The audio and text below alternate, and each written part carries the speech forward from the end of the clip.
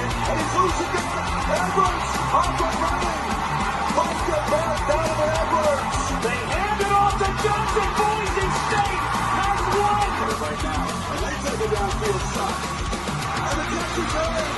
It's Ryan Williams. Goes to the free. Touchdown.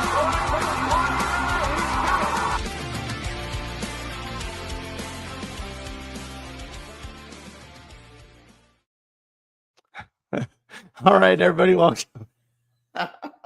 Welcome into another episode of the Gridiron Uncensored podcast. This is going to be a live one tonight, guys. I mean, and this is in the epitome of a live show. We are doing it live. We're a little late. I mean, we're about 40 minutes past what we typically do.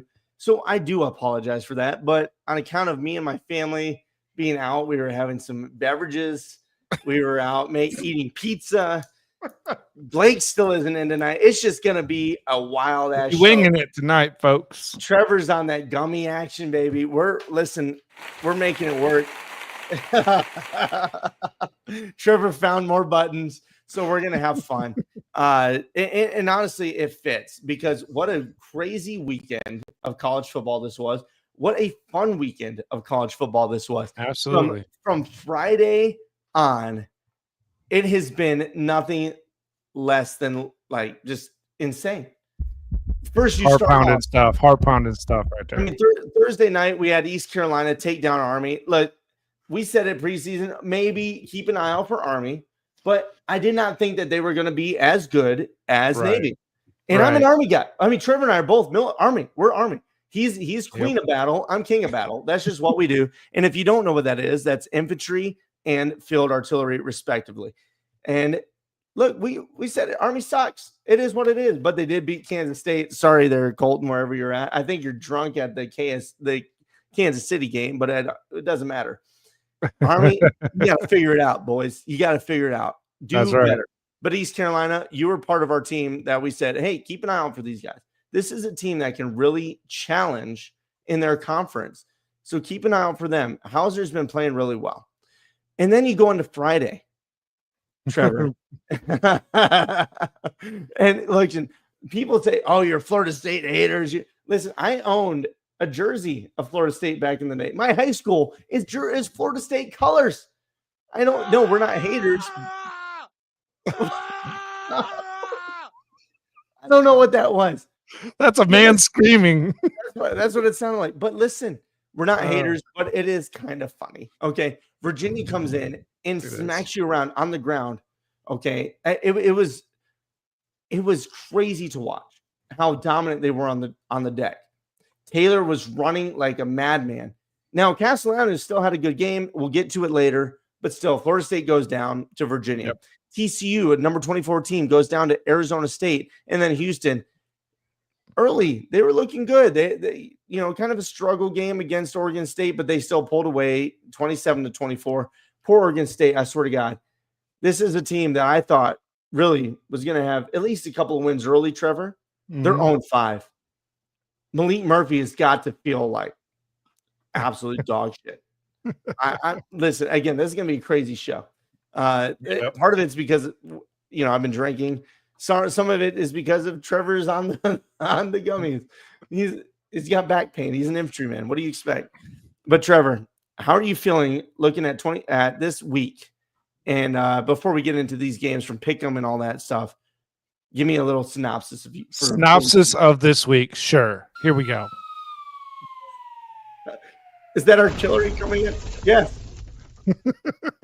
Shelter, cover. That's what I described this week as, because my picks got blown up, my gridlock got blown up, and really the top 24 got blown up, or top 25 got blown up. Yeah.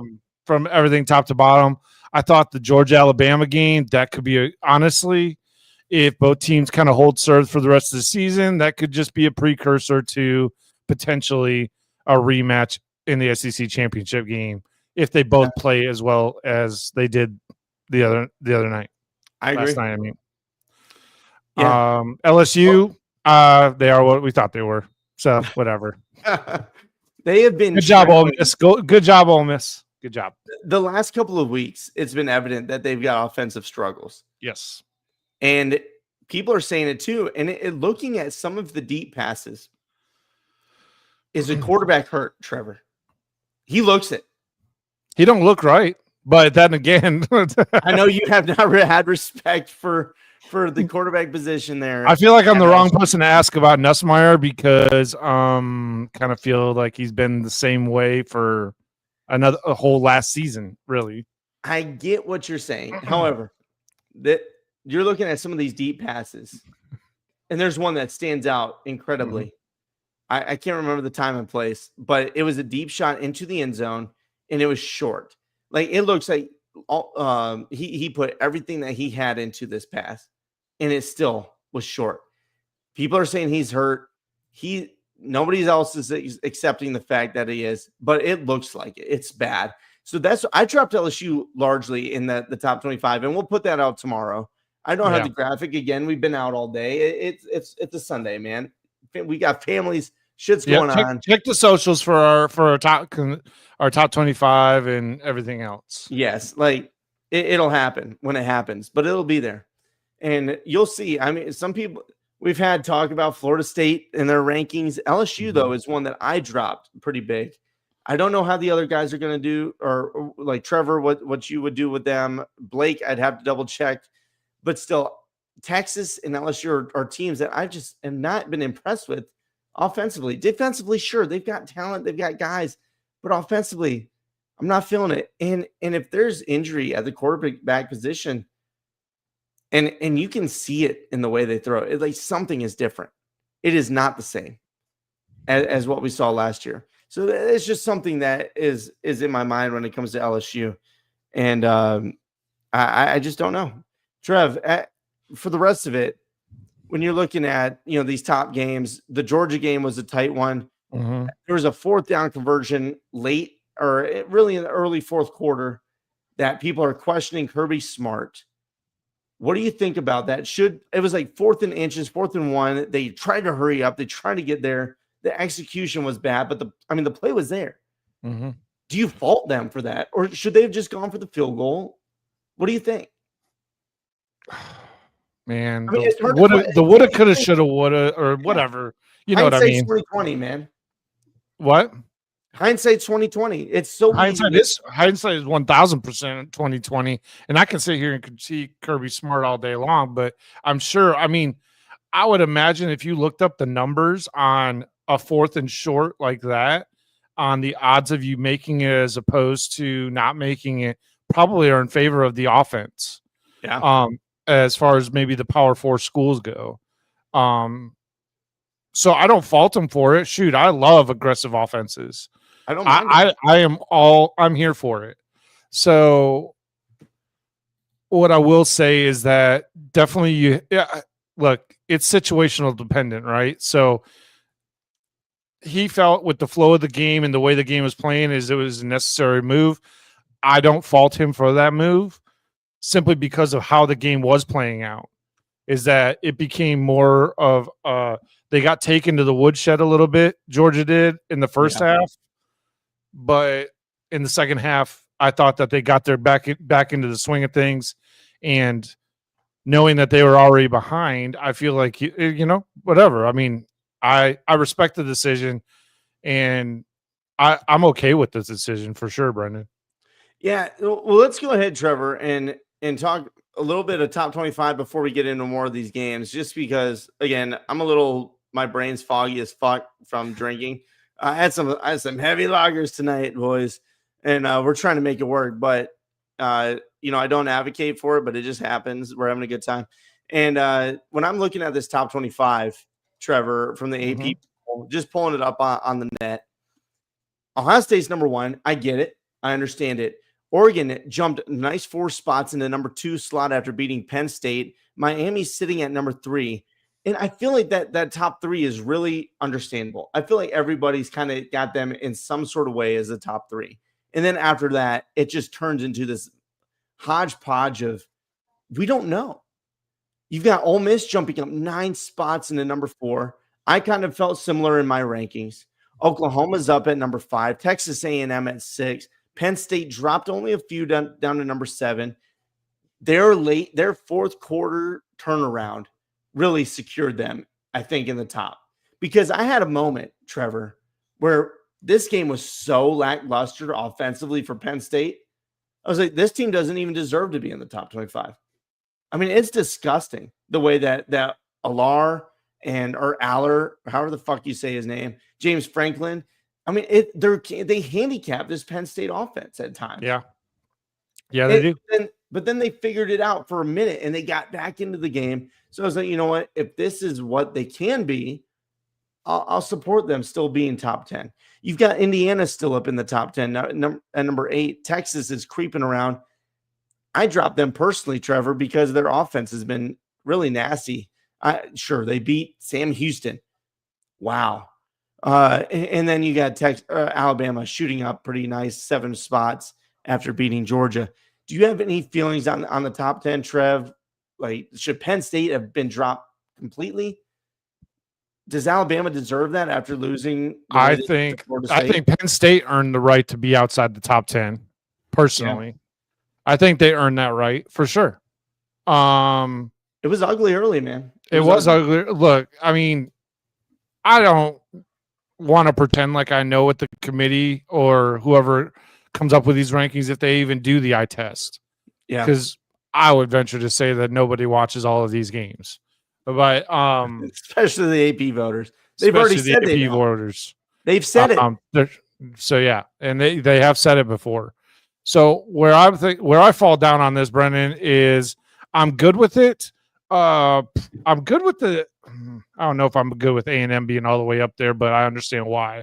Yeah, I understand why they're up there, but I think they still have a little bit more to prove to me, even though their quarterback potentially could be a Heisman guy. But as far as outside of the top 10, I think that LSU definitely should have been dropped way further than 13.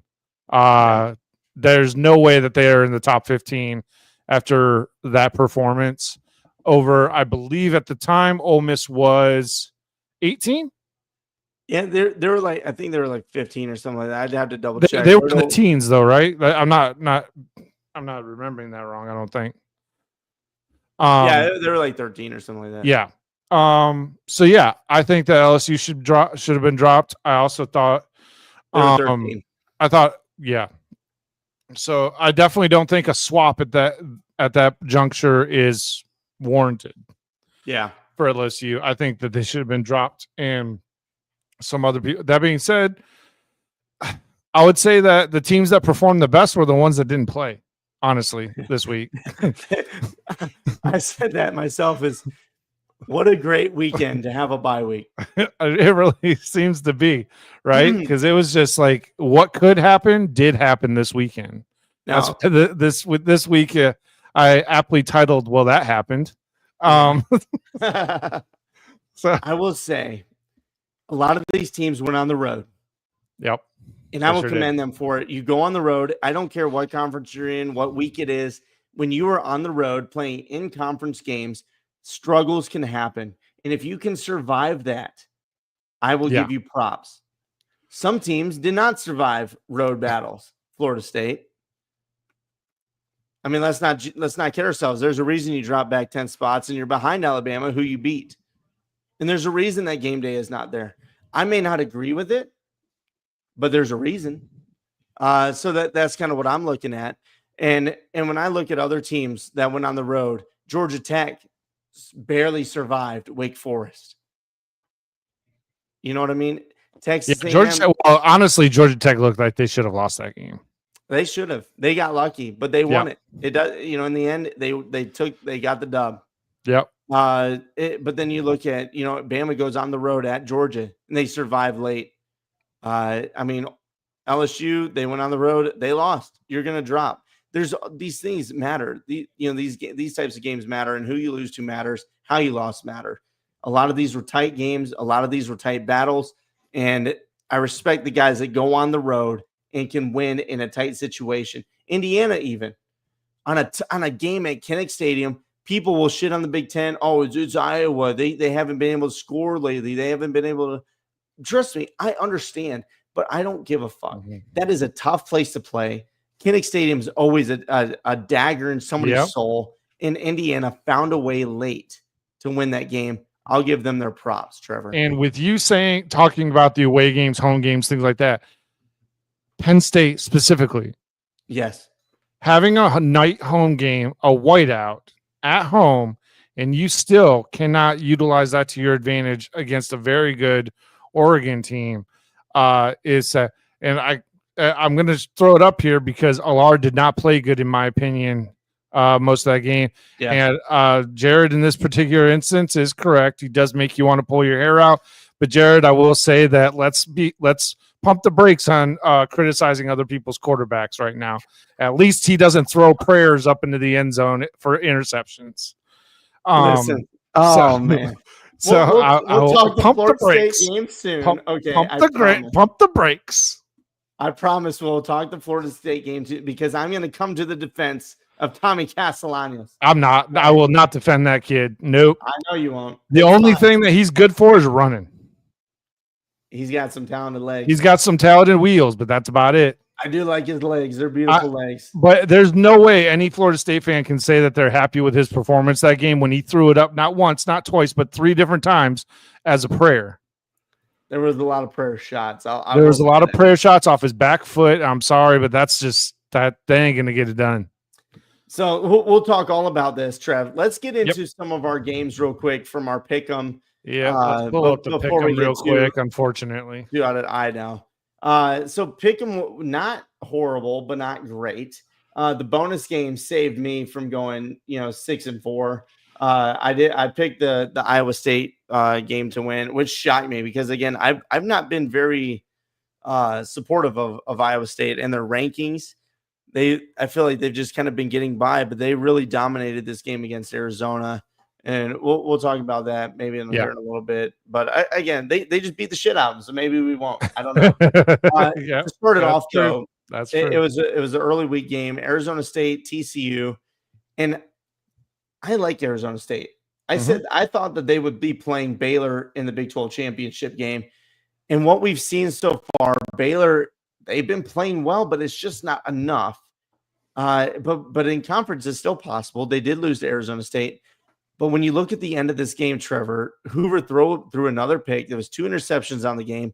Leavitt kind of got going again where we saw him last year. He threw 291, 2 touchdowns. He's back in it.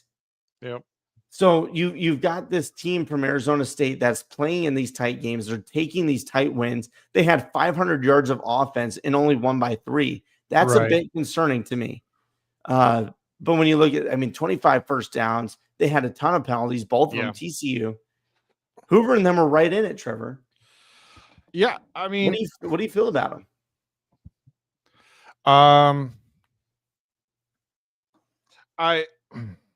I want to buy into Leavitt a little bit, but I almost think that TCU kind of gave that game, let them crawl back into that game way more than they outright beat them. Yeah. You know what I mean? So that's kind of where I'm at with it. But that being said, all the props in the world to Leavitt for kind of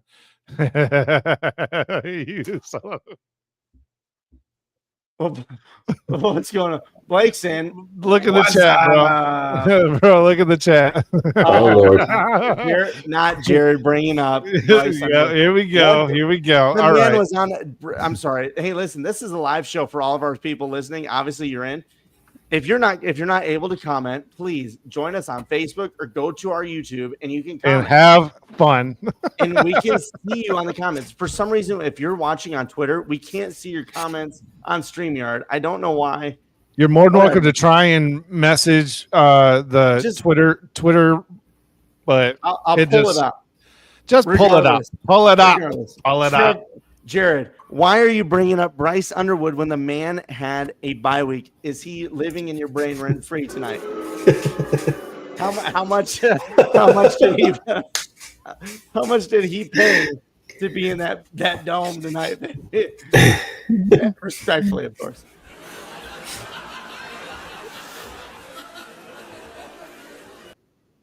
Oh, okay, Barb. I guess we're children tonight. I'm glad Blake's in. I am glad Blake's in. But I know we're kind of off catch. We're off. Hey, welcome to the chaos. Yes. Hey, just like the rest of college football season, we are chaos tonight. And you know what? I'm kind of having fun. Yeah. I'm having a good time. What were we on again? I forgot. Yeah, we were talking about Arizona State and TCU and kind of how Leavitt was getting back into the game, the running game that was there for Riley Brown. And still the problems that we saw last year for TCU kind of proceeded into this one. 30 yards rushing for their leading rusher. TCU, you cannot have that happen. You have to support your quarterback. And that's about it. And then we're going to move into the other one. What are your thoughts on this TCU game, Blake? They could not stop the run, and Arizona State absolutely dominated on the ground. Yeah. And I mean, that was one of those games. Like, honestly, I thought TCU would have a much better offensive strategy in that game. Yeah. And they didn't have a ground game themselves. And at quarterback, what is it, Josh Hoover or Hooven? Yeah, Hoover.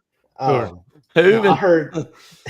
I heard all week about how he was a top 5 quarterback in college football, specifically Greg McElroy saying that. Really? Well, the performance he put on. Greg has said some weird stuff lately. Yeah, that was not.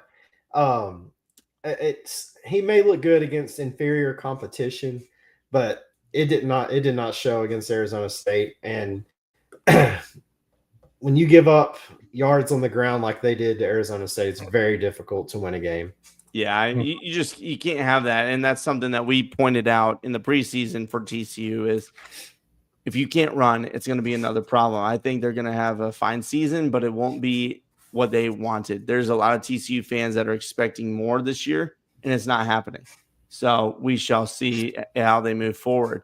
Boys, on the next game that we had, looking at it, I've got the Illinois and USC game pulled up. I don't know how that fit in there chronologically, but it did.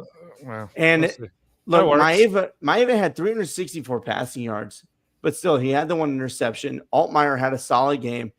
But what I commend Illinois on is not backing down from what happened the week prior to just getting lambasted by Indiana.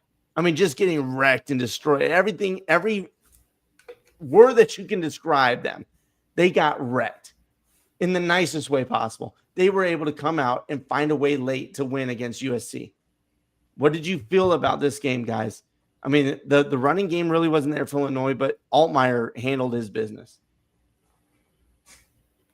Blake? Look, Trev? I think Altmaier won this game for them, period, end of story. Yeah. I don't necessarily think that USC did anything particular wrong, except the defense kind of reverted back to last year where they forgot how to play defense. Yeah. For a brief moment of time in this game.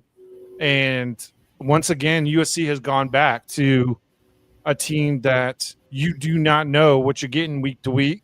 More so, they kind of play down to the competition. And I know I'm going to get roasted for Illinois is not a bad team. Yes, they are. So yes, they are. I know you have no respect for the Illini. I have zero respect for the Fighting Illini, and more importantly, their coach, who ditched a good job to go to a half-ass job in Arkansas, and then comes back and wants to spend the last 3 years or however long he's been at Illinois now in mediocrity, and all of a sudden they have one good season, or they end one season, start this season, all of a sudden they are the playoff hopefuls of the Big Ten. I'm like, what in the fuck is happening? Well, USC just couldn't finish drives. They was 8 of 14 on third downs. Illinois was 6 of 10, and that's a lot of that is what contributed to the loss. Yeah. And then just in general, I didn't like the management at the end of the game by Lincoln Riley. I thought they left too much time for Illinois, and Maeva, the jury's still out on him with me. I see flashes of good in him, but there was just some throws that I thought there was better options on the play, and they, just not finishing your drives. That's a lot of it. The third downs, 100%. wasn't much better rushing, but they was averaging almost 6 yards a carry, whereas USC was averaging 3.5 yards a carry. And I'm always going to say the team that can run is typically the team that's going to win. Yeah, I mean that's a standard philosophy, and you mentioned the third downs, 8 of 14. You're not. It's not going to cut it, guys. Yep. So USC, you've got things to work on. You're close. I mean, it was so close. I think towards the end of the game, the probability to win was, I think it was like 80% or something. I still think USC was the more talented team, but unfortunately, they just didn't get the job done when they needed to. Yeah, and then you give them time at the end of the game. Your defense can't hold, and look what happens. So frustrating game from USC there. Gentlemen, let's move on. We've got Notre Dame, Arkansas is another one. Oof. And you look at this game. We're not going to stay long on here because it was just a dismantling. I think Notre Dame's a good team. I think they have been since the start of the season. I know everybody was quick to write them off because they started 0-2. Wow, okay. Listen, they lost to currently Miami, who is a top 3 team, and then you lose to Texas A&M, who's currently a top 5-10 team somewhere in there.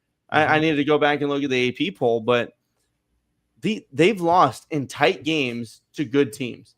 This is not a bad Notre Dame squad. I think CJ Carr is only going to get better. What I've seen from him has really impressed me. The man just threw for 350 yards on an SEC defense. Everybody, I don't care if it's Arkansas, they're going to say it. Oh, it's an SEC squad. I guarantee if they fucking won that game, oh, it's SEC.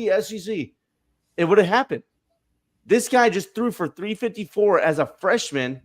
He only had 8 incompletions. He threw for 4 touchdowns. That's a good game from this Notre Dame team. I mean, it was total dismantle. What do you guys feel about this one? Yeah, I knew this was going to happen. You felt it? I knew it. That's why I was not really a fan of having this in the top 10, to be honest. In the pick'em, you're like, nope, Arkansas, you're trash. They are. Look, I understand everybody wanting them to be good because I really want Arkansas to be good. Like, that'd be great for them to get back to the way. And let's just be clear. I swear I said this last season or whenever Petrino got hired, I knew this was in the works. Pittman was, if as soon as something like this happened, they're getting rid of him and giving the reins over to Petrino. And lo and behold, they get blown out, and there goes Pittman. Hello, Petrino. You did say it. I remember. I said it last season. I knew it, or when it was it? Yeah, he got hired last offseason, right? I believe so, yeah. Yeah. I said it. I said that's got to be their plan because Pittman, I know Pittman ain't going to get the job done. He's too old. He's too good old boy. He's just like that good old boy. I feel like he has that good old boy system going over there with Walmart and Trader Joe's on the field and shit. Don't forget Stonic, man. They got that too in the stadium.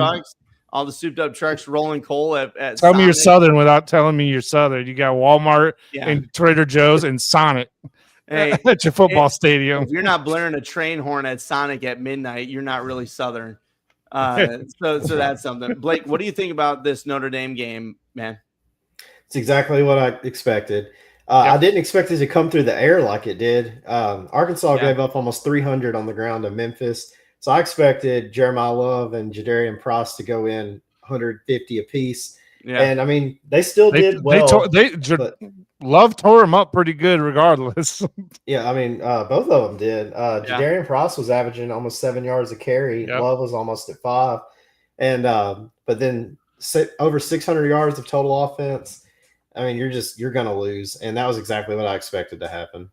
Yeah, I mean, look, a lot of people were saying that the over-under should have been in Arkansas's favor. The offense for Arkansas has been playing really well. The defense of Notre Dame has given up a ton. So the spread was not very wide. But really, I think when you see this, the teams that are there, and you see how that Notre Dame has been playing, I feel like the defense is evident that they were going to handle business, and they did. Guys, when we're looking at some of these other games, I'll pull them up. Ohio State Washington was another one that was in that 2:30 Central window. and really it was tight early. I mean, there was a moment when you look at the probabilities of winning. Washington was there. They were up 3-0 late in the second. But then towards the end of that, Ohio State kind of started pulling away. They had a nice crossing route on zone coverage during a blitz that got Jeremiah Smith into the end zone. What do you guys think about Ohio State? Are you worried? Are you concerned at all about their offense? I mean, it was kind of lackluster early. It's like they're still running the training wheels on sand. Towards the end of the game, they let it open up. What do you guys feel about this team, this game? I mean, Washington couldn't do anything on offense. Well, one, I give my hats off to that elite defense because regardless of whatever anybody wants to say about Washington, they are still one of the best offenses in the country as of right now. Going into this game, they were considered one of the better offenses in the country. They were. So, with that said, like I thought their quarterback played terrible. I didn't think he made a lot of I think he made a lot of misreads, and he left a lot on the field. So I'm sure Jedd Fisch is going to get into that with his quarterback room and try and tighten that up. And you got to remember, this is only his real first year with his recruits. Yeah. And I think they're on the right trajectory. There's a reason why I picked them to potentially get an upset here at Washington. I mean, it did line up well, and I think they did have the talent, but the game plan wasn't executed very well, and their defense held up for a little while, but their offense wasn't giving them enough break in between. Yeah. So yeah, it was kind of expected, but at the same time, I think Washington's on the right track, and they could be a very big problem going forward for Big Ten opponents. Blake, what do you think? I think the same thing, but for Ohio State. I think I think it could have been a lot worse than what it was. There was a lot of plays that just did not execute well for them. Yeah. Washington's defense did cause a little bit of problems, but I do think too they're still kind of babying Sayin, just because new quarterback, new face. He's got talent around him, but he hasn't really been in a situation where he's tested because his defense is able to bail him out or bail Ohio State out in general. So if he ever does get into a game where it is a back and forth and it's a true, shootout, I don't really know what to say because I haven't seen them have to do that yet. Well, to be perfect, I mean, I don't know what you guys think, but I mean, the only thing I'll say about Ohio State in a negative way is the offense starting sluggish in basically an entire first half. Yeah, is not going to cut it against the top 10 in the country. It really just it won't. Yeah. When you run up against a Penn State, now don't get me wrong, I'm not an Alar guy, but Penn State can move the ball on pretty much just about any defense, and get points. And I do think that actually, low key, Oregon's defense is on the same level as Ohio State's defense. Maybe not as complex, because I think their defensive coordinator brings a different element to Ohio State's defense with the type of coverages he runs and things like that. But I do think that they will have run into an issue with teams that can hold their offense up, and the offenses those teams that can hold them up also have offenses that can score. I'll say this in this game when it comes to Ohio State. I was expecting more on the ground from Washington, and Coleman did his business. I mean, he had 5.5 yards per carry. Yeah. Damon Williams was sacked multiple times, 6 times total. He lost 28 yards on the deck. So that you cannot operate in that mode against Ohio State. And this is an Ohio State defense that lost a ton of starters, guys. I mean, a ton of talent. They have talent. They're loaded with 5 stars. They got all these things going for them. But I don't think that they have been challenged properly offensively. I thought especially that this Washington, especially up front. I thought that this Washington team would be a little bit more challenging to them. Damon Williams did fine. I mean, he was 18 of 22. He didn't throw any touchdowns, about 8 yards a pass. No interceptions, though. He did fine, but it wasn't enough to scare this defense. And then offensively on the line, they were giving up sacks. You can't give up 6 sacks in a game. You cannot do that if you want to win. I mean, look at Auburn. They're giving up 9 and 10 a game. That's why Texas A&M beat them. We'll talk about that soon. But when you look at these guys, I think Ohio State is a good squad. I think they've got talent. I think Sayin is very accurate. I do think they've had the training wheels on. But again, I'm still worried about this run game for Ohio State. I know that they had 149 yards on the ground. I got it, whatever. But watching it in succession, these guys were not getting the first downs on the deck that you would expect old Ohio State teams to do. So that's something that I want to see how they proceed going forward. That's just something, that's kind of in my mind. But good win for them. They're still going to be in the top 3. They still are top 3, excuse me. Still number 1. Washington, you got some work to do. I do like Jedd Fisch, and I think they've got room to improve for sure. Gentlemen, Tennessee versus Mississippi State, a freaking tight game until the end. This was fun to watch. 41-34 final for Tennessee. What are your feelings on this? Is Tennessee in trouble? Mississippi State, what a turnaround from last year. I mean, they were so close to being 5-0. I will say that I applaud Mississippi State, but mostly this was Tennessee's doing, more so than anything else, I feel like. I think Mississippi State's much improved than they were last year. So they are more of a middle team than a bottom rung team. But Tennessee did not play like they were playing someone that could potentially beat them. They thought they were going to walk through this, and they couldn't. They got smacked in the mouth early, and kept getting smacked in the mouth until they got their heads out of their butts. I mean, this was a tight one, Blake. What do you think on this one? I think Tennessee. Or not Tennessee. I think Mississippi State has a good football team. Oh yeah. I mean, they held Arizona State, and I mean Arizona State's a good football team. Mississippi State's been scoring, and I mean it's a whole new system, whole new team. You don't really know what to expect because you don't typically see a strong Mississippi State team like this. You get the Dan Mullen one-off year. The 8 wins, 10 wins, whatever. You just don't typically see this out of Mississippi State, so it's hard to, kind of gauge it. But they've got a good football team, and they gave Tennessee all they could handle. And I think a lot of it with Tennessee is when Josh Heupel took over there, he brought something to the SEC with that air raid that he has that hasn't typically been used in the SEC, and it typically doesn't work. Well, his take on it's completely different, and he kind of took the SEC by storm. But if you've noticed, each year it's progressively went down and down and down because it's kind of gotten figured out, just like when the RPO got introduced to the SEC. That's fair. And it was dominated with Auburn and Florida and back in 08, 09, 10. But now people have kind of got a grasp of that, and it's not like a gimmick offense anymore. Yeah. So I think that's a lot of what you're seeing with Tennessee now.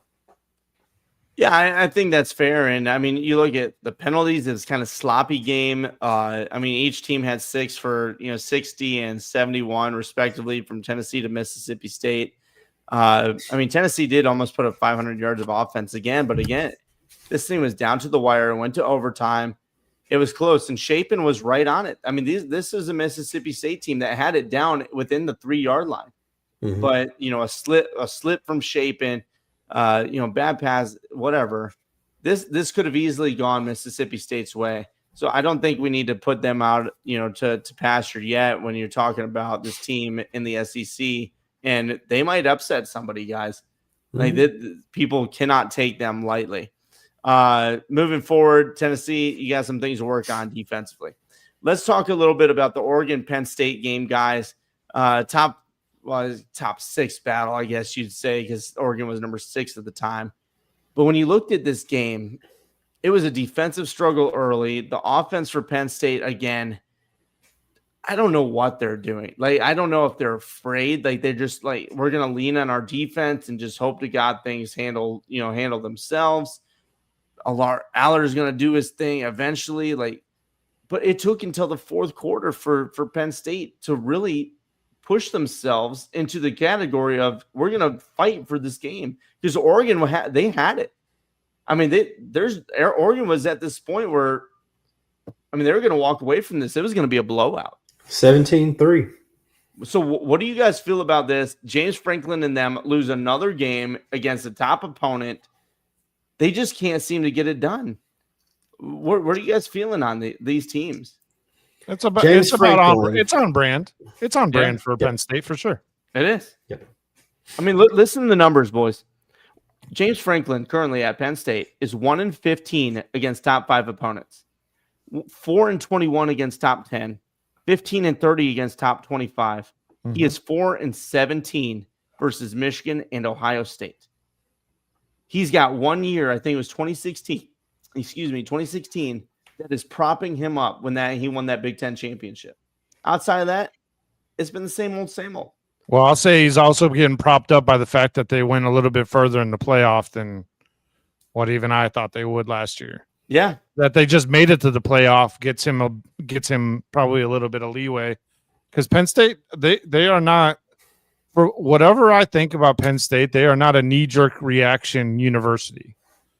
They won't, just off of a bad loss. Honestly, what happened to Pittman isn't going to happen to someone like Franklin at Penn State. They aren't just going to pull him just because of a bad game. Now, if he has a couple of bad seasons in a row, that's a different ball game. Yeah. But yeah, I think Speaking as a fan, 4-21 against top 10 opponents would do it for me.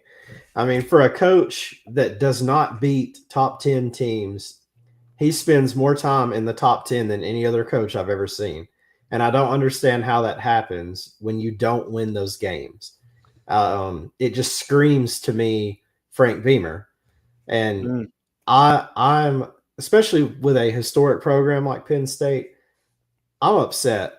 You know, you should be getting national championships at least every, 10 years, or playing for one every 5-10 years. Pushing for it. And yes, and they just don't. And it's pathetic. I don't know what people see in him, but as far as the game itself, I'm not a Drew Aller fan, or Allar, however you say it. I think they messed up letting go to Missouri. I would take him any day over Allar, and I'm sure a lot of the fans look at these games and think the same thing. I mean, that's the conversation that's going on Twitter right now. Is Bo was there, but they let him walk. I mean, he wanted to go. Obviously, they wanted him to stay. But they had a seasoned veteran in Aller, and they wanted to see, hey, he's going to take another step. He's going to make that jump. It has not happened. In big games, you look at last year against Notre Dame in the playoffs, interception at the end of the game. This game, I get that he's the one that threw the pick, but when you look at the play, I think I need to go back and double check who it was. Let me pull it up real quick on. Yeah, as far as Aller goes, Twitter, he is a poor man's Nussmeier. Damn, that is literally my view of Aller. And you don't even. He is a less hyped up quarterback, but has basically the same intangibles that Nussmeier is, and has the same turnover bug or freak out bug on big games. Yeah. That Nussmeier does. They both choke up when everything matters the most. Yeah, and it goes all the way back to when he dirted a easy 4th down ball way back when he played Michigan. Yeah. And that's when my opinion of him changed completely, because you cannot be a premier quarterback and mess those kind of plays up. And I'll say the same thing about any quarterback, whether it be Bryce Underwood or whoever. If you want to play at a Big Ten, SEC, Big 12, or ACC program, you have to be able to make those plays. And that's just my thing about it. And Penn State, and I just don't think they're there. Yeah, they have a great team, but I just don't think they're there as far as. I think the defense, the hire to get, defensive coordinator in there was fantastic. And the defense played strong. But when you look at this Penn State squad, the offense was just lackluster until the very end. And even then, Landon Tangwell, he's a good follow on Twitter. He's former O-lineman. But he really does a great job at breaking down, the X's and O's and plays. He said earlier today, after rewatching the tape, Penn State ran this same concept where he threw the pick in overtime, that wheel route up the sideline 4 to 5 times in the fourth quarter. And they didn't adjust. So Oregon knew it. Their guys covered that. I mean, when you look at the play again, their defense read that play perfectly. The safety that they brought in, the Inman from the portal, an elite safety, one of the top in the country, he made the play. He won the game. So Penn State, you're in trouble. You've got to figure things out. Oregon, on the other hand, we haven't talked about them enough because they won the game. I give them props. I think Dante Moore really proved a lot to me. I mean, he looked good. He's looked fine all season, but they just haven't played anybody to really speak on. This defense is somebody that I respect, somebody going out and having a good game. And Dante Moore showed me a lot this week. And it showed me a lot of what this team can do moving forward for Oregon. A lot of respect to them. They won the game. They got the dub. 3 touchdowns for Dante Moore. Yep, anything else on the Oregon side of it, guys? I think you hit the nail on the head. Dante Moore is the guy. My biggest thing about Dante Moore, he hasn't made a critical mistake to cost his team the game. Yeah. And if nothing else, that's how I'm going to grade a new quarterback, is that you're not a detriment to the offense or the team. It's clear that his time that he sat, obviously Oregon's a better program than UCLA. UCLA's a fucking joke. I mean, no disrespect, but I mean, I guess it is. I mean, full disrespect to you. You deserve it. You're trash. But Oregon, you're a totally better program. You have a much better coaching staff. And Dante Moore really showed that sitting behind him, behind Dylan Gabriel and growing has done wonders for him. So I've changed my position on him. I'm glad to see it. And we'll see what happens going forward. Gentlemen, let's move on a little bit here. Texas A&M, this game was sloppy against Auburn. I mean, so many penalties. It was ridiculous. I think each team had over 10. I'd have to double check the numbers. It was just nasty, but Texas A&M got the win. They did what they had to do. The defense still sacks galore. Offensively, Auburn's just struggling. They're just ugly. But Texas A&M, they survived and advanced. Anything on this game, boys?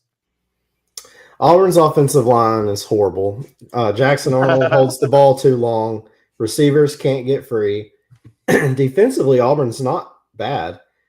No. And I'm still not sold on Texas A&M yet. They're a good football team. I'm not saying they're not, but I'm not sold on them as like a national champion top caliber team. Marcel Reed he's solid, and they have some speed at receivers. But I saw some issues on the offensive line. And Marcel Reed, he does still have some issues of his own to work through with Reed's. And defensively, Texas A&M they're rock solid. But jury's just still out with me for them also. Yeah. Trev? Yeah. I'm kind of with you on Texas A&M. I will say that Auburn team that they have assembled around him on the offensive line for Jackson Arnold, I think doesn't help him out at all. He is a quarterback going back all the way back to the beginning. He's a quarterback that holds the ball. He does. He holds the ball and wants to make a play. Whether it be with his feet or with his arm, he wants to be the guy to make the play. Don't fault him for it, but you got to be a little bit of self-aware on what kind of offensive line you have in front of you and what your receivers are capable of. Trevor, hold on. You're telling me a guy that's throwing for 3.8 yards per play just wants to hold on the football and make I mean, is he that good? Is he just like does he suck? Straight up. He doesn't suck. He ain't a Nussmeier. I wanted to hear you. I was curious who you're going to throw out just to shit on him. But no, I don't think honestly, look, he is comparatively speaking to the quarterback, to Texas A&M's quarterback, he's second tier. He is not by far a premier quarterback. However, in the right system, I think he still could be good if you teach him to get the ball out of his hands fast. Yeah. and you create an offensive game plan to promote that. Yeah. Until you can do that, until Auburn gets their head around the fact that they can't be doing long, drawn out pass plays because the offensive line just won't hold up. I mean, I think I'd hate to go back to practice. We're talking practice, but when you look at Jackson Arnold in the preseason, there was a video of Hugh Freeze yelling at him because he would not throw a quick slant. I mean, this thing had to be out fast. The guy was there, and he didn't do it. And Freeze was yelling at him like, "What the fuck are you doing? What are you doing? Why are you missing this?" And everybody's brushing off. Oh, it's no big deal. Like, it's practice. Like, this happens. You're still kind of seeing it. He's only averaging 3.8 yards per pass in this game against Texas A&M in a game that you have to win as Auburn. And now you're 3-2, 0-2 in the SEC. I don't know, boys. Yeah, the guy can run. He's talented, like in aspects like that. He's shifty. I just don't. But think to be perfectly fair to him a little bit, I don't think it matters what quarterback you put there. You could put any quarterback in the country right behind that offensive line, and they're going to have problems. Yeah, that's fair too. I mean, they're getting blitzed like crazy. Texas A&M had 5 sacks. So yeah. TAMU, good win. You're moving up, like the fucking Jeffersons. We'll see what happens moving forward. Ole Miss, LSU. We kind of talked about this one earlier. Nussmeier, 1 touchdown, 1 interception. He looks hurt. Chambliss still had a fine game. I mean, he still threw for over 300. The rest of Ole Miss, they had it in the bag, and then they kind of just, I don't know if they went turtle mode, Blake, or what, but they just kind of let them sneak back in LSU, but it was still, it never felt like it was in jeopardy for Ole Miss. That's true Kiffin fashion, though. He's got every team he has the ability to put 50, 60 points up in any game, but it's like it's sputters out of nowhere. And but like LSU, though, they had a chance to win this game. They've got to run the football, plain and simple, and then they have got to push the ball down the field in the passing game. And I don't know what is going on with Brian Kelly there. I don't know if he just don't think they have the pieces to do it. He's just not doing it. And I don't have an explanation. Well, I've never been a fan of Nussmeier anyways, but and maybe that is the issue. Maybe that's why he's not doing it. But I mean, he's got some dogs at receivers. I mean, LSU is loaded with talent. This is a loaded roster. Oh, it's absolutely loaded. And there's no reason for them to have one of the worst rushing attacks in the SEC. There is no reason for them to not be in the top 10, 15 passing. Yeah. With what they've got at receiver. And I mean, it's just pathetic. It's really disgusting. And again, you look at this rushing attack, 59 yards rushing on 21 carries. Yeah, it's pathetic. You're LSU. So not to slant it all to LSU, but in real talk, though, is Ole Miss for real then? They look it to me. They're good. I think they're for real. I think that now with them get out with the win with LSU, I mean, they can write their ticket if they can be consistent. But that's a big if right now. Because they haven't been able to be consistent for the last couple of years. When you look at the rest of this schedule for Ole Miss, they have Washington State next. And then they go and play Georgia, which defensively, I still have questions about them, guys. We'll talk about the Bama-Georgia game soon. And then they play Oklahoma, which, again, is the mid-tier show. I think they're a strong team defensively. I think they've got pieces on offense. But, again, Mateer is everything to that team. I'm curious to see what happens with Oklahoma with him out. And then South Carolina, which has been kind of sputtering. Yes, they got a win against Kentucky. But then when you look at the rest of the schedule, so you have Washington State, Georgia, Oklahoma, and then you play South Carolina, Citadel, Florida, and Mississippi State. There is plenty of room for running for this Ole Miss squad to make it finally to the playoffs. I don't know. We'll see what happens with them, guys. Lane Kiffin's he has traditionally failed somewhere to screw up what they have in front of them. I don't know. We'll see what happens, guys. Let me read this real quick. Moving on, Ole Miss, you've got room to run. All right, looking at the Alabama and Georgia game. Let me pull this up real quick. I had something come up on my phone. Trevor, what are you feeling about this Georgia squad? I know you got something you wanted.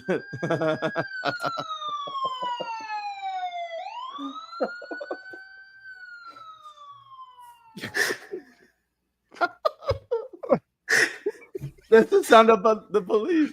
Oh my god! Oh Lord! Man, they got. Is that another pullover? Oh Lord! Yeah, no. I think Georgia needs to go back to stealing stuff and trying to drive fast and being all thug life, because they got themselves thoroughly taken care of by Alabama, surprisingly so, in my opinion. Sorry, but no, I thought that Alabama, surprisingly enough, shut them completely down in the first half. I thought they did a phenomenal job all the way across the board. Now, that being said, the second half's a different ball game. I thought that Georgia, Alabama were really just kind of toe-to-toe, just slugging it out with each other. But Alabama did enough in the first half to give themselves enough of a cushion, where I thought that they did enough to win. I don't know necessarily if they truly beat Georgia or if Georgia just didn't have enough horses at the end of the game to kind of come out. But I thought both teams played phenomenal, and that was, like I said earlier, I think that's a preview to the SEC championship game, honestly. Yeah, I could see it. Blake, what do you think about this game? Our resident Bama fan. Georgia, I do think they are a good football team. Obviously, they're not, the 2022, 23 Georgias of past, but right, they're still a solid football team. I think Alabama just had a great offensive game plan. The defense was never able to get settled because they have dogs on the defensive line that can get back there, but we ran screens. We had players in motion. We was doing misdirection, counters.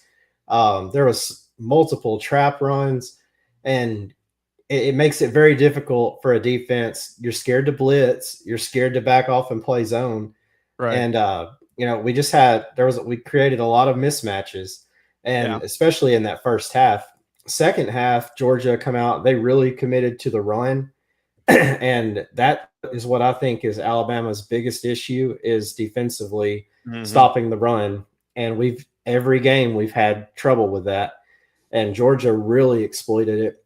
But in totality, most of Georgia's offense were explosives, multiple chunk plays.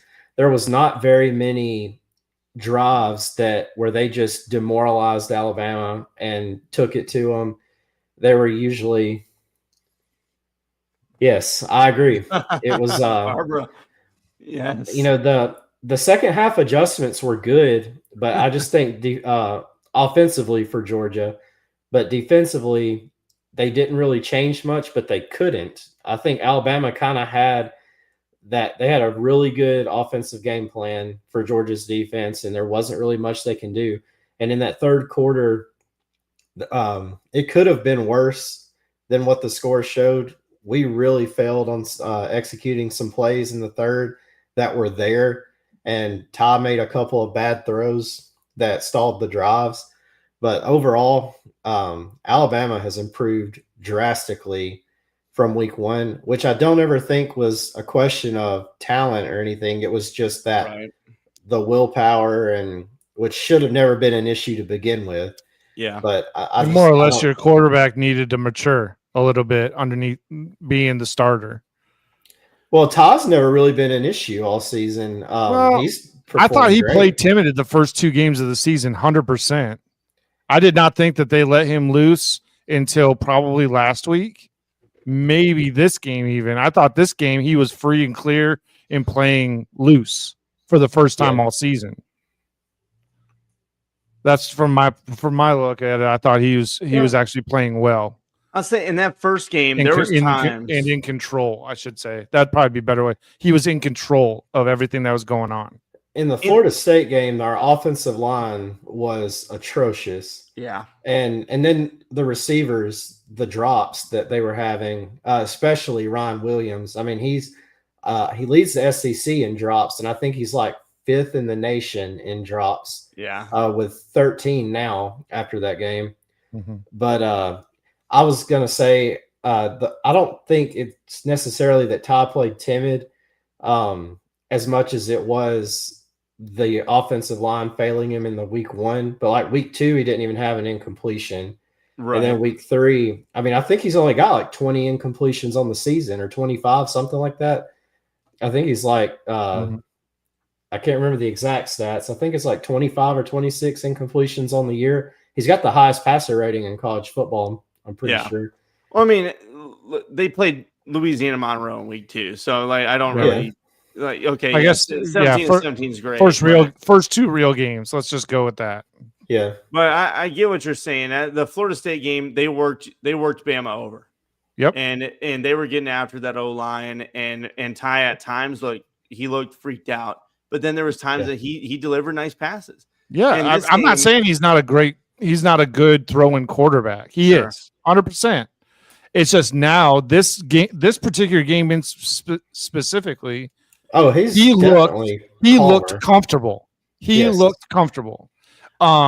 Even behind that offensive line that I would say is probably mid as far as SEC offensive lines go. Well, I was going to say this was by far Alabama's best performance on the offensive line. Right. Yeah, I'm just saying overall, if you were to rate the offensive line, they would probably not be the biggest question mark. Yeah. For me, when you look at this game, I agree. You compare the quarterbacks. Gunnar Stockton, 13 of 20 for 130. But you let Ty Simpson go for almost 300. I mean, they let him air it out. They did. And he is an accurate passer. He felt comfortable. He felt confident. He had some swagger about him. And that's something that you didn't see earlier that I agree with you, Trevor. Yes. Right. Okay, yes, fucking Louisiana Monroe, got it. Whatever. But you're talking about the FSU game, and it was, I know it was raining, whatever. It still was, it was not pretty. It was the decision making in this game. His decision making from FSU, he missed plays. He missed plays that most quarterbacks would know that they were already the starter. He just missed them. It's not his fault. It just is what it is. He made a decision and lived with it. Whatever. This game, he made all of the right decisions. There was not a decision that I watched in this game where I thought, he could have done something different here. That's not the way that this game played out. He was on it. I mean, I think he is one of the most talented quarterbacks in the country. And Bama going forward is going to have to lean on him, especially the run game. I think left a little to be desired. Blake. Oh, yeah. I mean, yes, they had 117 on the ground. That's great. I feel like there's more to be. There's more that needs to be, driven into the ground from this rushing attack that you would expect from Bama. Well, you expect them to ground it and pound you in the face. Yes.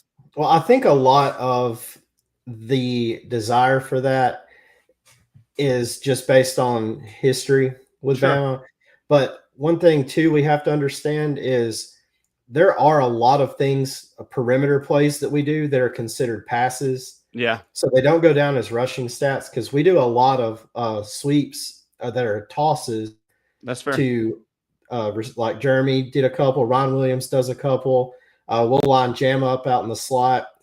Kevin Riley goes out in the slot, and then we'll do a little sweep, but it goes down as a pass on the stats. So the rushing statistically is lacking, but we're still doing it.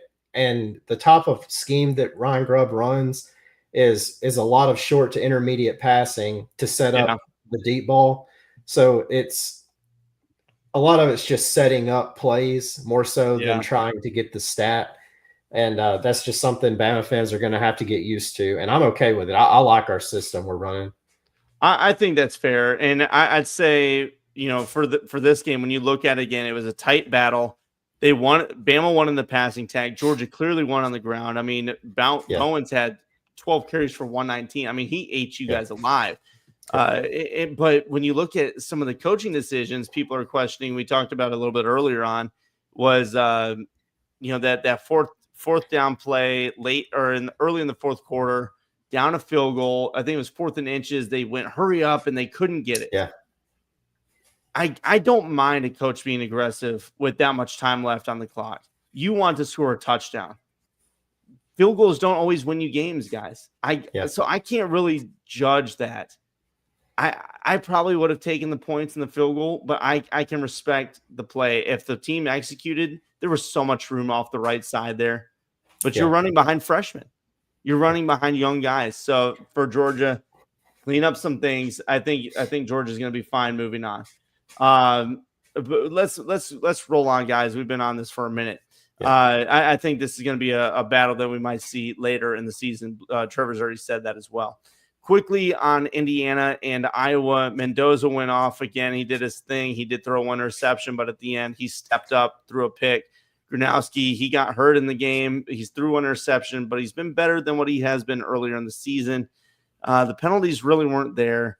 Third down conversions, though, both were lacking. 6 of 15 for Iowa, 6 of 16 for Iowa, 6 of 15 for Indiana.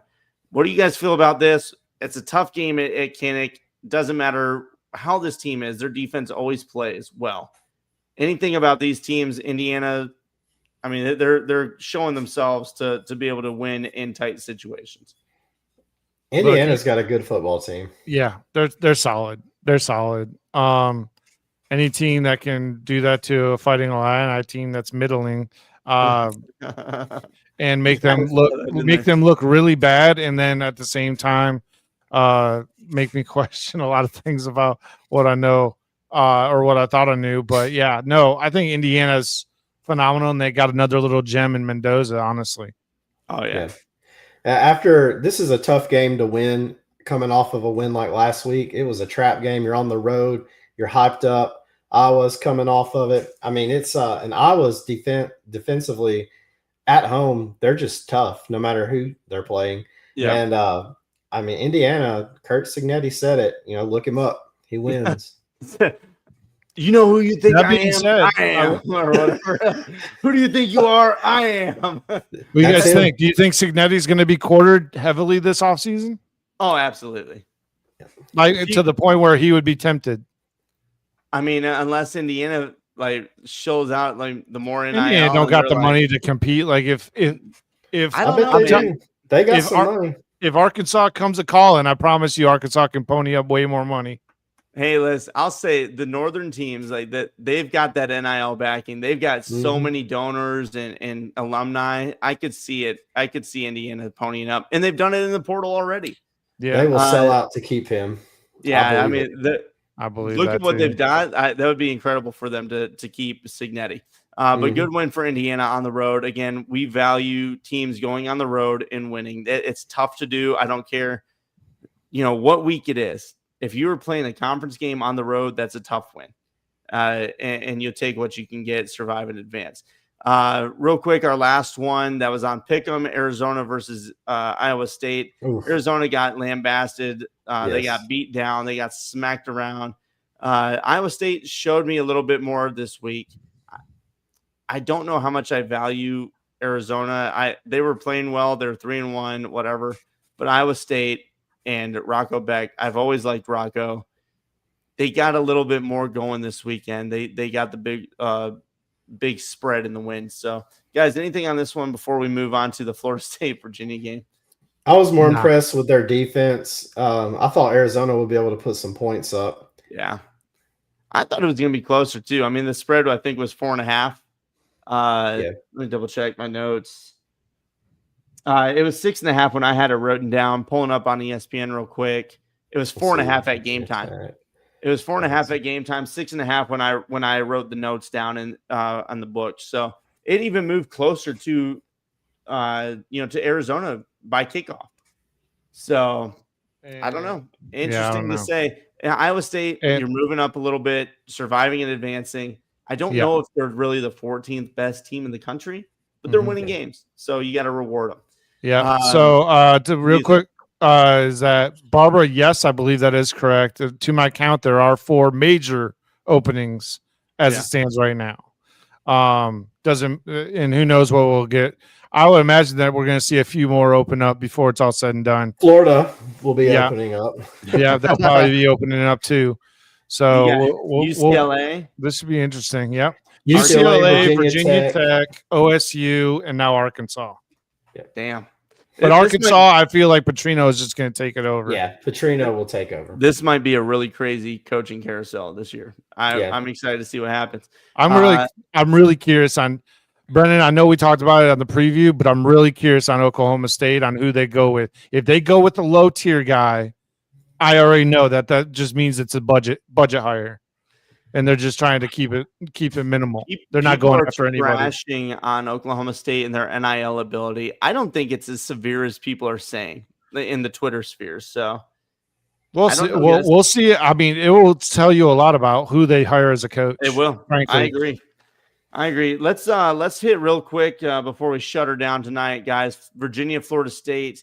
Obviously, a huge win for Virginia early, but this was a game that Florida State went on the road. And you gotta respect that it's a battle on the road. Virginia conference opponent. Virginia is somebody that we looked at preseason. They brought in Chandler Morris. This is a team that has improved, and they look good on the ground. How much of that is Virginia's ability to actually run? Taylor was looking nasty, or is it Florida State's just got problems against the rushing attack, and Bama couldn't show it? And maybe now things are starting to kind of rear their heads. What do you guys feel about this one? It's a little bit of both. Virginia, I think, has a solid football team. They are on the up and up. And likewise, I still am not sold on Florida State. Now, like first drive, Bama did drive right down on Florida State, no issues. Yeah. It was after that, it just all went to shit and back. Yeah. But Florida State, come out against like William and Mary Junior College or whatever, week 2, put up 77. Whatever, cool. Yeah. But I'm just not sold on them still. Yeah. They're a good team. I'm not saying they're not good. I don't having them up in the top 10, I thought was a little Trev, what do you feel about Florida State, this Virginia squad? I want to hear your thoughts. Virginia squad. I'll tell you what. Round of applause to you. Well done. I applaud you. You like these buttons, don't you? I love it, dude. It's so much fun. And Florida State, I'll tell you what.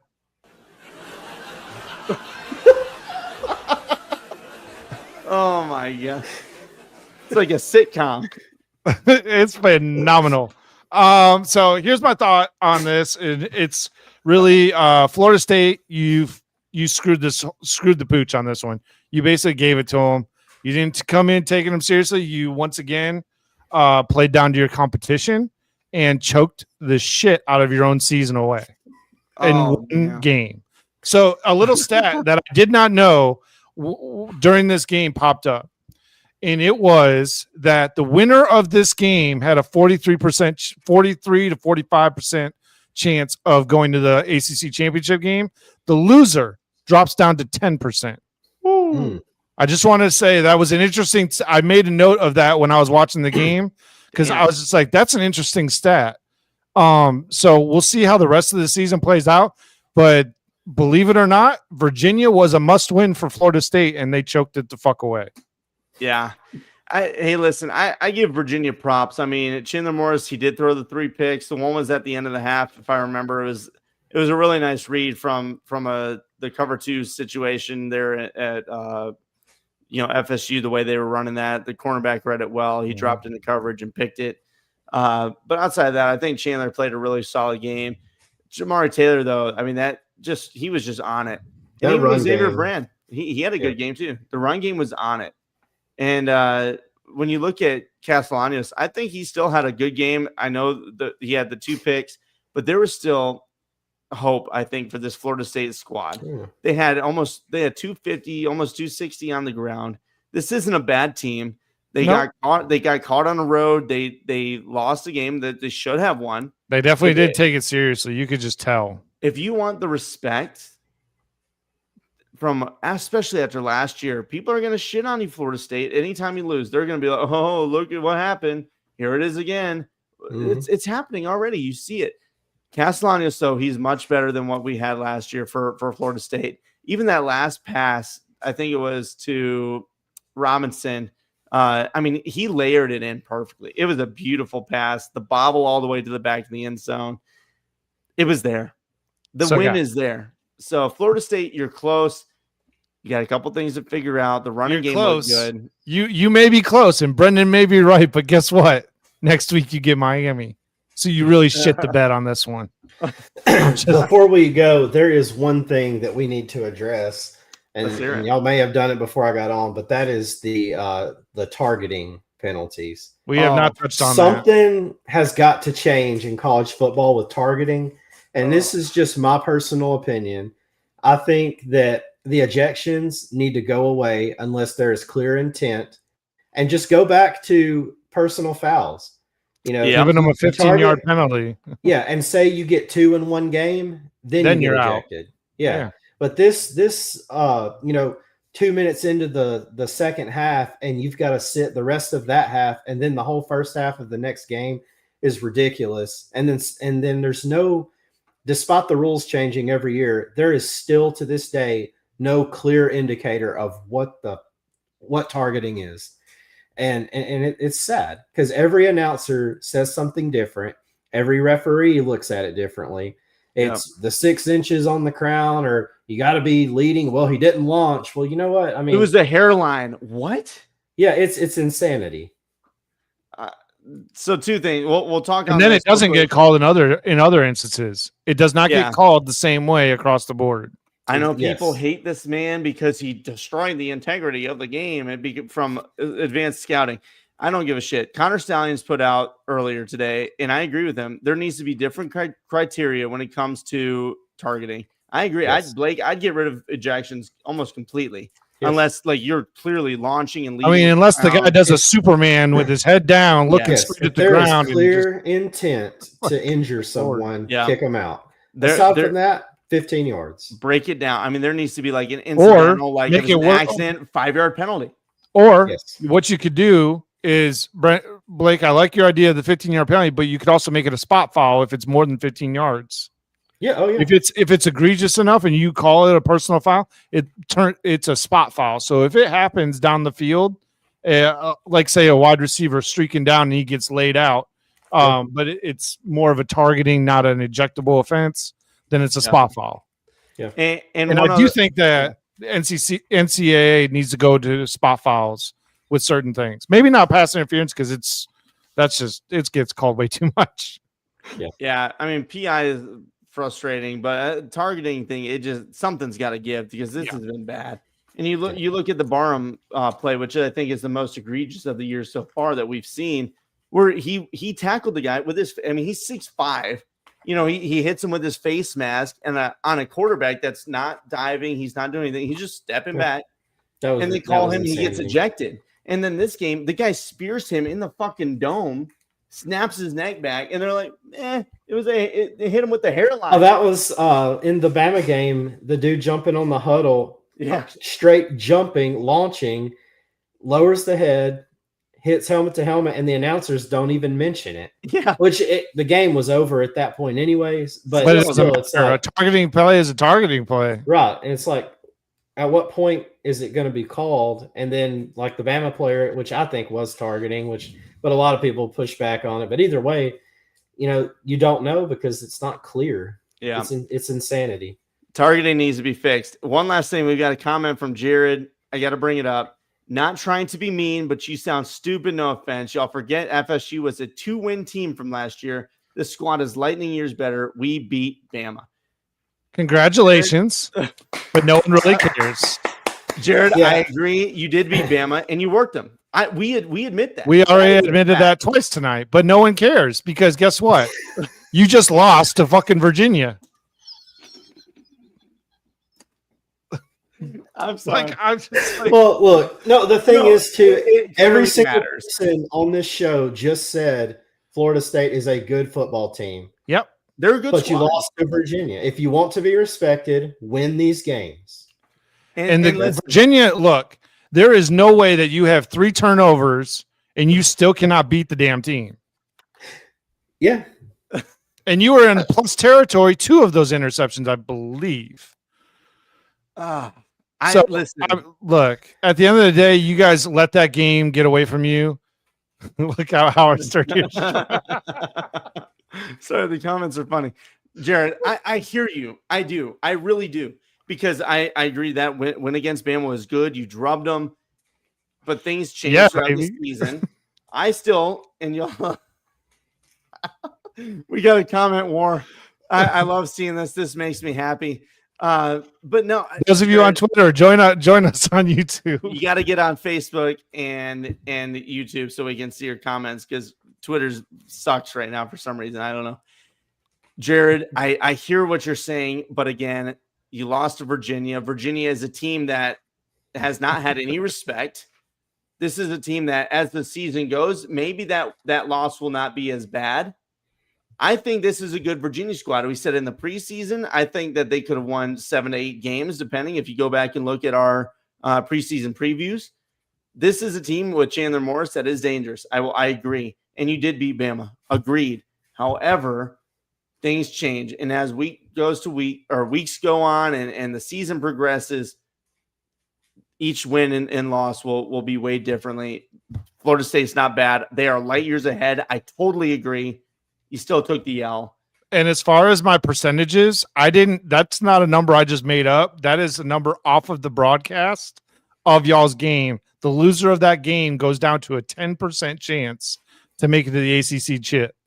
And now you look at the rest of the ACC, I'd say that it's pretty freaking wide open. It's still pretty wide open, I think. I mean, but you guys, I think that losing to Virginia, losing to Virginia is not a good look. And then you have to play Miami and Pitt back-to-back weeks coming up. Yeah, we'll talk more about Miami versus Florida State. I know you guys are upset too that you got, dismissed on getting game day because now they're going to Bama. I know there's a lot. So I mean, shoot. Who wants to go watch a team that just lost to Virginia? I mean, oh damn, nature. And they're probably going to get worked by Carson Beck and the Miami Hurricanes. Vandy's about to beat Bama, so you think Vandy's going to work you guys? I don't like the matchup.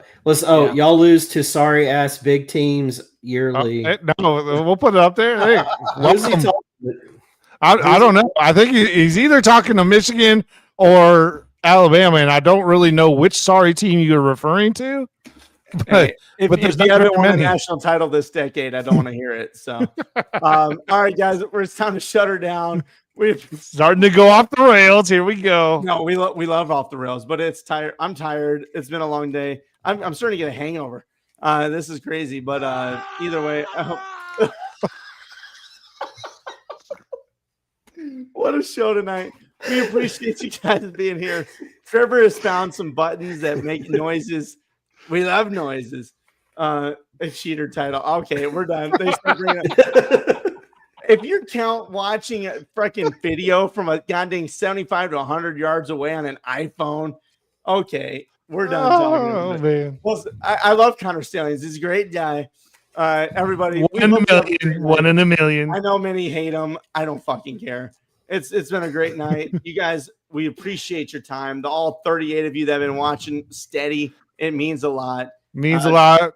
Yeah, we really appreciate y'all. If you haven't followed us on YouTube, please do so. Wait, what do you mean? What? I know here. What team are you talking about? You know what? Penn State. Hold on. Wait.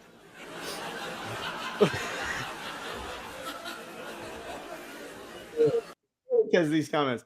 One bite, everybody knows the role. I hope you guys have a great evening. I don't know what else to say. Go Cavs.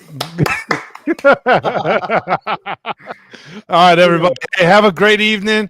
Hit up any questions or comments in the YouTube or Facebook. We really appreciate y'all. Follow up here. Go check out our Substack for all our write-ups. And we'll catch you for the comments. Truly, Jared, yes. We appreciate you. Barbara, of course. Everybody else that's commented. Gulf Coast Aviation. It means a lot. Thank you guys. I hope you have a great night. We'll see you around. Take it easy, everybody.